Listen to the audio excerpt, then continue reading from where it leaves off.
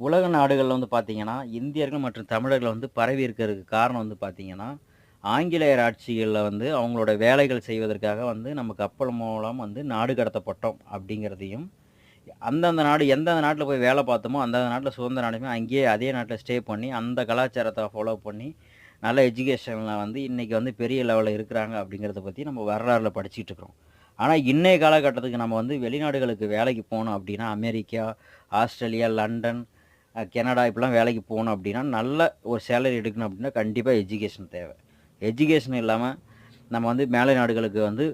வேலைக்கு போனாலும், ஜென்ரல் ஒர்க்க தான் போய் கஷ்டப்படணும். அதனால வந்து எஜுகேஷன் நல்லபடியா நாம தான் எஜுகேஷன் படிக்காம கொஞ்சம் மட்டமான வேலைக்கு வந்து வேலை பார்த்துட்டு இருக்கோம் அப்படின்னா, நம்ம குழந்தைங்கள நல்லபடியா படிக்க வச்சு,